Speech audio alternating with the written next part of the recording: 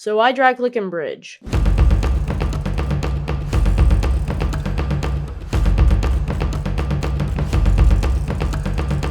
No way I just did that. No way. It might look like drag clicking doesn't help you that much, but in this video I'll go over how to properly use drag clicking and bridge. And I'll also reveal my secret from changing my bridge performance from this, aw man, to this. No way I just did that. In this video, after I go over how to use drag clicking and bridge, I will show you what it looks like for me to use drag clicking in a real bridge match. Make sure to stick around to the end because I'll be showing you how to do some crazy stunts that will help you in bridge. But before we get into this video, I just want to say that I just got a brand new cloak that is in the Mantle shop right now, and it is awesome. Also, anyone else using Mantle can see your capes, and it is compatible with Lunar, Batline, Optifine, Forge, and much more clients. The link is in the description and go buy it before it's gone. And if you didn't know already, I spend a long time editing these videos, and if you do enjoy them, subscribing would help me out a lot. Now that we got that out of the way, here's how to use drag clicking in bridge.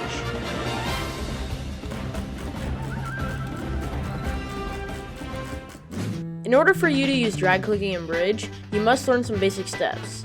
First of all, you need to be able to drag click, obviously. If you don't know how to drag click, I would recommend checking out my video in the description on how to drag click. And before you ask, no, you will not need a mouse that will get you an incredibly high CPS for the strategy. Secondly, you will need to have the knowledge of how to drag click and bridge. And lastly, you'll need to practice a lot. So now that you know the basic steps, let's go over when to use drag clicking and bridge. There's multiple ways you can use drag clicking, and I'll go over the best ones. The first way is God bridging. God bridging might not seem like a great advantage, but if you're in a tight situation and need a quick way to get out while still setting you up for the future, God bridging is a great answer. It might sound difficult to be able to God bridge, but all you need to do is to get your timing right. As you can see in this clip of me God bridging, I'm doing one continuous drag click and crouching every couple of blocks. This is the easiest way for me to God bridge, and it's one of the fastest because you don't have to spend the time lining your crosshair up. Here's a comparison between God bridging and speed bridging. So we're starting off with God bridge first, and I'll be going 12 blocks, then we'll be comparing it to speed bridging to see which is faster.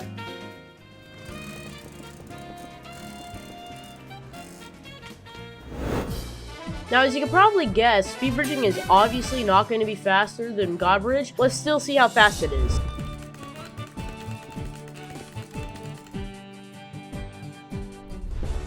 Now that you've seen the times of both of the bridging methods, you might say that 1 second won't do much, but here's where I prove you wrong. When you're making a bridge like that in a bridge game, you place more than 12 blocks, and you usually place around 48 blocks. If I were to multiply both of our times by 4, we would get 8.8 seconds God bridging and 12.64 seconds when speed bridging. That's a big difference, and 4 seconds in a bridge match can be the difference from beating your opponent to the other side. So these next couple of ways you could use drag clicking are not as useful as God bridge, but I'll still include them. The first one is building under you. Normally with 10 to 15 CPS you're not able to do this, but when you drag click 20 plus CPS, you're able to do it. Here is why it can be useful. First of all, it gives you a height advantage, and if you don't know already, the height advantage will make the opponent either try to build up, or fight you, or run around you. When they are in either of these positions, you're able to just easily hit them off, or jump over them. So in this case, you would have the advantage.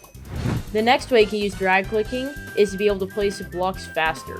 Such as in these examples, you can see how I'm able to place blocks much faster than if you're not drag clicking. There's a lot of situations where you can use this advantage, and who knows, maybe someday it will save you from dying. So now let me show you what it looks like to use drag clicking in a real bridge match. And don't forget, at the end I'll be showing you how to do insane stuff like this. Oh my gosh.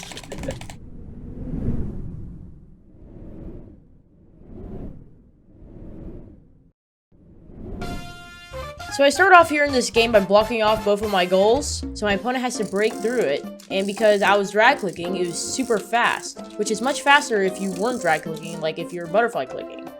Doing this gave me the time to get a height advantage at middle, and now that I have the height advantage, I try to Telly bridge but kind of fail. But I do manage to score here because my opponent decides to run around my height advantage, and as we discussed this earlier, well, it doesn't end up too good for him.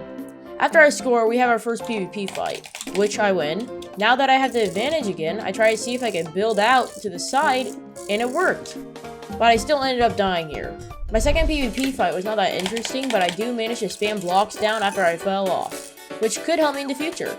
Jumping forward a bit, I get into a tight situation where my opponent was close to scoring, but I managed to kill him with no problem.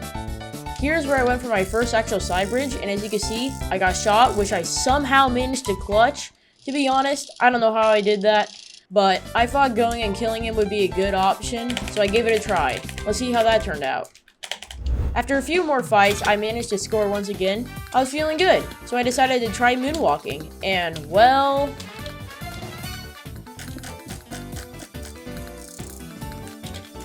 But don't worry, I scored right after that. I felt like I had this game won, so I tried racing my opponent.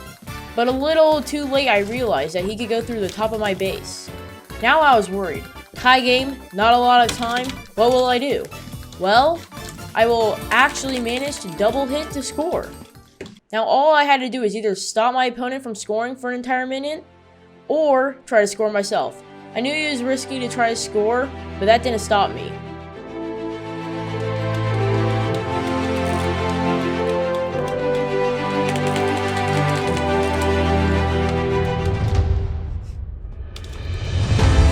But once again, I succeeded and scored the 5th goal, which I meant I have won. Now, as promised, I'll finally show you how to clutch. And before we get any farther, I do want to say that this technique is not easy and will probably take a lot of practice, but it's worth it. So once again, I'll say the steps you need to know on how to do the clutches. First of all, you need to be able to long drag while moving your mouse. It might sound hard, but trust me, once you get a hold of it, it's not that difficult. Secondly, you need to learn the crosshair lineup. Let's start off on how to line up your crosshair. I like lining up my crosshair a little slanted, but that's up to you. But you do need to aim high on the blocks or else it won't work. The next step is to time your drag click. You want to start drag clicking as soon as you get hit, so all the blocks place in front of you. You might need to look down at the very end, but if your crosshair placement is right, you should be fine. And if you didn't know already, you'll probably need to practice a lot, so I'll put some servers I know which you're able to practice on screen real quick. 2 servers I would recommend for you to practice on is Bridgerland and antiac.net. If you think I forgot any, feel free to put it in the comments below. Lastly, if you cannot tell, you can also do this in not just Bridge, but in Bedwars and Skywars too. If you did enjoy this video, it would help me out a lot if you subscribe and like. Also, join my Discord server below, and don't forget to buy my mantle cape. Thank you all for the support recently, and I hope you have an amazing day. Goodbye.